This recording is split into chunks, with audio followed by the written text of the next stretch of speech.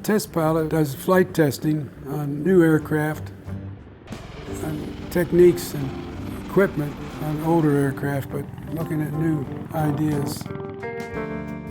Somebody has to do it first, because not every idea works out. Looks good on paper, but in flight it's not so good. I didn't fly model airplanes or have any desires to fly. Never thought much about it. I attended Villanova University, and when I graduated, I went off to flight training to become a naval aviator. The Navy was in dire needs for helicopter pilots, so I got assigned to helicopter training. And I was assigned to a helicopter anti-submarine squadron in Norfolk. When I was in the Navy doing the work with the Mercury recoveries, I made acquaintance with a lot of NASA folks, and they needed someone in the recovery branch that knew about naval operations, and I fit the bill for that. So I joined up and went to Houston and was very successful. At the same time, I learned that they needed a helicopter pilot at Langley, and I applied for it and got it. Our job at NASA Langley was using proven airframes, but with different equipment and using different techniques. It wasn't like go out and see how fast you can go without pulling the wings off an airplane. The primary rotor wing research was done in the prototype CH-46. It was called a YHC-1A. It's a variable stability helicopter.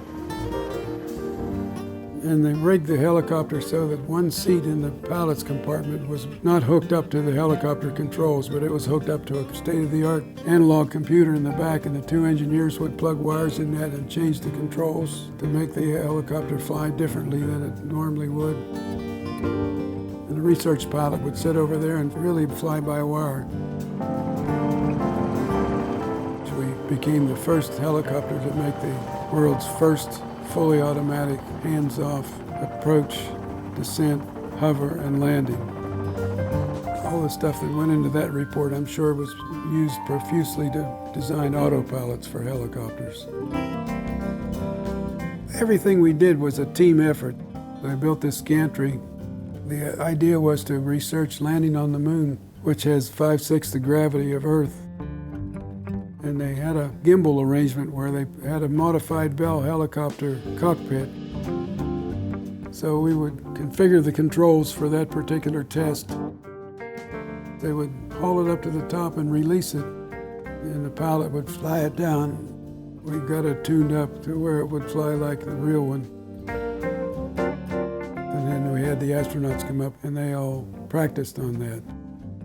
See, these were the days when electronic simulators were still not perfected the way they are now.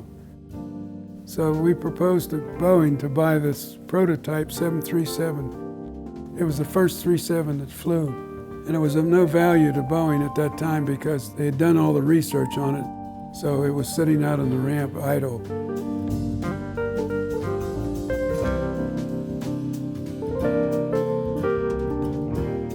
They put an aft cockpit in it. The back pilots, when they moved the controls, they were only providing a signal by wire to the computer. It would essentially become a simulator that flew. We had a couple of instances in the airplane where we had firsts. The first was the glass cockpit. The other first that we had, when we made the world's first fully automatic approach and landing and rollout using GPS. We could touch down on GPS in a 10-foot by 10-foot square every time. It was that accurate.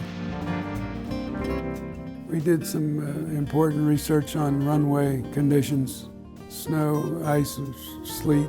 The most important thing probably that we did, we researched wind shear. If you remember, there were lots of wind shear accidents. We went around and found wind shear and flew through it. What we were looking for was a means to warn the pilot that he was going to be involved with a wind shear situation. So we looked at essentially 3 devices: Doppler radar, LiDAR, and infrared, sampling the raindrops and the dust particles ahead of the airplane. Turns out that the Doppler radar worked out pretty well. And today, all the airliners are equipped with Doppler radar. You know, you don't hear much about wind shear accidents anymore. I always thought that working as a test pilot at NASA Langley was kind of unbelievable. The atmosphere and the aura of the whole situation was conducive to what we were doing. More fun than you ought to be allowed to work.